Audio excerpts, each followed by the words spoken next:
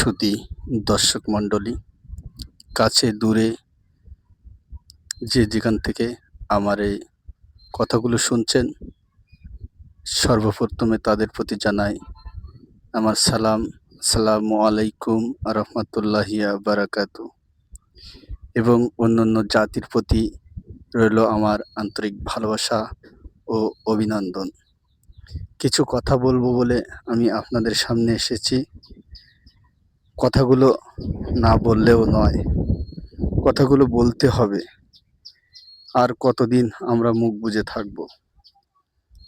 কথা আমাদের বলতেই হবে, কারণ এই যে জাতি আমাদের কথা বলতে বাধ্য করছে।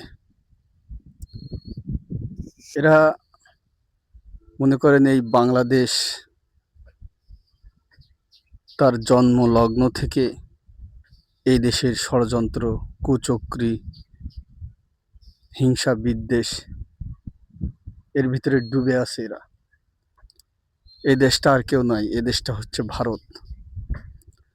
আজ পরিষ্কারভাবে ক্লিয়ার হয়ে গেছে যে ভারত বাংলাদেশকে ভালো চায় না। শুধু দর্শক মণ্ডলী, ভারতের কিছু কিছু এজেন্ট আছে যারা এই বাংলাদেশে তারা বসবাস করে, তারা নাগরিক, কিন্তু তারা বাংলাদেশকে ভালোবাসে না, মনে প্রাণে ঘৃণা করে।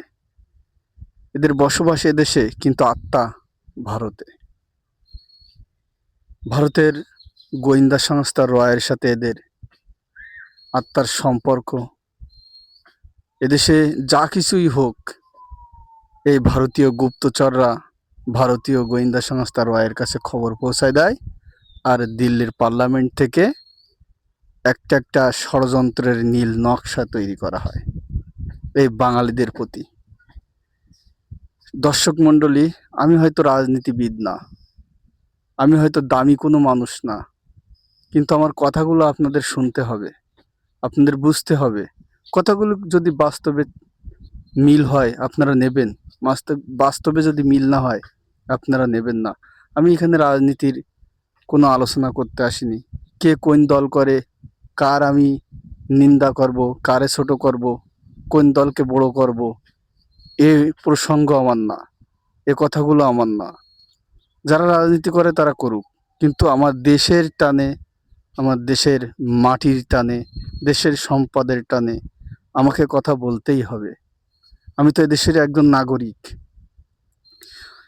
তো দর্শক বন্ধুরা, দেশ থেকে, দেশের বাইরে থেকে যারা আমার ভিডিওটা দেখবেন, বিচার করবেন, কথাগুলোর বিচার করবেন। এদেশে যে নেতা কথা বলেছে সে নেতাকে মেরে ফেলা হয়েছে চক্রান্ত করে, সুমস্তিষ্ক কৌশল করে। তাদের গায়ে বিন্দু মাত্র আঁচ আসেনি। এরা কারা? এরা হচ্ছে ভারতীয় গোয়েন্দা সংস্থা রয়ের লোক। আর আমার দেশের যে খনিজ সম্পদ, বনজ সম্পদ, সমুদ্র সম্পদ, আকাশপথ, সব কিছু তারা দখলদারি নিতে চায়, তারা ভোগ করতে চায়। এ জাতিকে ভোগ করতে দিতে চায় না। তাই আমি বাংলাদেশের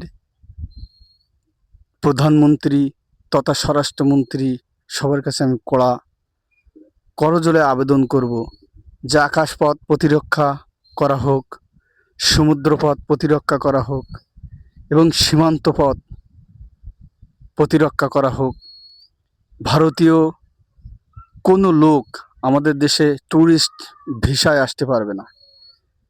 আজ জানেন, ইতিহাস ঘেঁটলে পাওয়া যায়, বিভিন্ন রকম বই পুস্তক সংবাদ মাধ্যমে সংগ্রহ করে পাওয়া যায়, আমার দেশে যারা খনিজ সম্পদ, বনজ সম্পদ নিয়ে কথা বলেছে তাদেরকে মেরে ফেলা হয়েছে। আমাদের দেশের দক্ষিণ তালপট্টি হাড়িয়াভাঙা নদীর পূর্ব সাইডে বাংলাদেশের দক্ষিণ তালপট্টি জোর করে দখল করে নিয়েছিল হিন্দুস্তানরা। সেই সময় তৎকালীন সময় রাষ্ট্রীয় ক্ষমতা ছিল প্রেসিডেন্ট জিয়াউর রহমান। জিয়াউর রহমান যখন বাংলাদেশ সেনাবাহিনী, নৌবাহিনী, বিমান বাহিনীকে বলেছিল কড়া হুঁশিয়ারি দিয়েছিল যে 24 ঘন্টার মধ্যে দক্ষিণ তালপট্টি দখল করতে হবে। দখল করার 7 দিন পরে মনে করেন জিয়াকে পৃথিবী থেকে সরাই দেওয়া হয়। এই ভারতীয় গোয়েন্দা সংস্থার এই প্রত্যেকটা বাংলাদেশের প্রত্যেকটা নাগরিকের ফলো করে। এরা সাধারণ মানুষ বেশে ফলো করে। এজন্য আমি সরকারকে উদাত্ত আহ্বান জানাবো, ট্যুরিস্ট ভিসা কোনো রকম কোনো দেশের সেনাবাহিনীর পর্যন্ত এদেশে ভ্রমণ করতে আসতে দেওয়া যাবে না, কারণ এরা সব কিছু নফেদপ্পনে রাখতে চায়। আমাদের শালবাহান তেলের খনি, এই খনিটা 7 দিন চালু হয়। চালু হওয়ার পরে তৎকালীন সময় এরশাদ সরকার ক্ষমতায়। 7 দিন পরে এই খনিটাকে দিল্লি থেকে ভয় দেখানো হয়। যারা এই খনিতে কাজ করছিল, ডিল করছিল, যারা মেশিন বসেছিল, যারা তেলও উঠছিল, কিন্তু দিল্লি থেকে ভয় দেখানো হয় যে তোরা যদি ওইখানে কাজ করিস, ওপর থেকে হেলিকপ্টার গিয়ে বম্বিং করে তোদেরকে মেরে দেওয়া হবে। তারা ভয়তে চলে যায়। এই শালবাহান তেল খনিটাকে সিলগালা করে থয়ে তারা চলে যায়। ওখান থেকে শিলিগুড়ি, মাত্র শালবাহান থেকে বগুড়ার শালবাহান থেকে শিলিগুড়ি 5 কিলোমিটার। এই 5 কিলোমিটারের শিলিগুড়িতে ভারতীয় তেল তুলছে, ভারতীয়রা তেল তুলছে, ওই একই খনি। তারা তেল তুলতে পারছে, আমরা তেল তুলতে পারছি না। আমাদের সময় চক্রান্ত, ষড়যন্ত্র। এবং দেখেন বাংলাদেশের বঙ্গোপসাগরে যে গ্যাস, তেল ইত্যাদি বহুত কিছু আছে আমাদের বঙ্গোপসাগরে, কিন্তু বঙ্গোপসাগর থেকে মিয়ানমার তেল গ্যাস তুলছে, ইন্ডিয়া তেল গ্যাস তুলছে বোরিংয়ের মাধ্যম দিয়ে। বাংলাদেশ তুলতে পারছে না, কারণ তুলতে গেলে বিরাট ঝুঁকি। এখানে যেই যাবে, যেই কথা বলবে, তাদেরকে মেরে দেওয়া হবে। দেখেন আমি রাজনীতি করছি না। আমাদের বাংলাদেশের শহীদ ওসমান হাদি বলছিল, ঘাস খাও, ঘাস খেয়েও অস্ত্র বানাও। এই ভারত বিদ্বেষী কথা বলার কারণে দেখেন ভারতীয় গোয়েন্দা সংস্থা এর লোকজন থেকে থেকে এই শহীদ ওসমান হাদিকে শহীদ করে দিয়েছে। শুধু দর্শক মণ্ডলী, আমি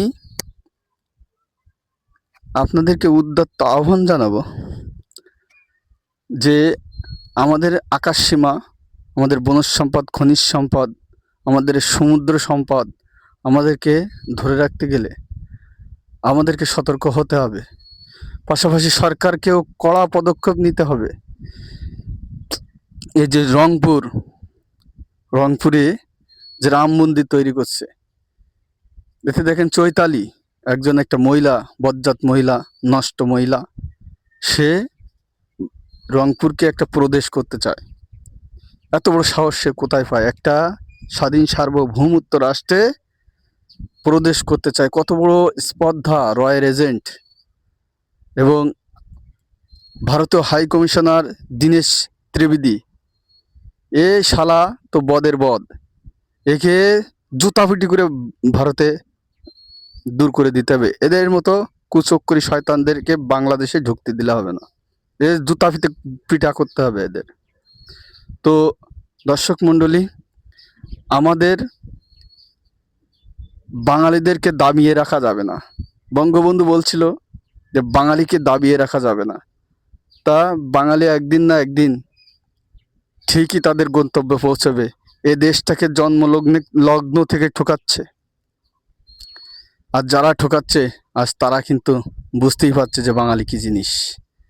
আবার হিন্দিতে কথা বলে চৈতালি, হামরো বাসাকে নিয়ে, হ্যাঁ, হিন্দি কথা বলে।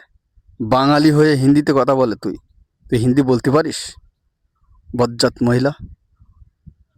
দর্শক মণ্ডলী, আপনারা সতর্ক হন। রহস্যের গন্ধ, কানে ষড়যন্ত্রের গন্ধ।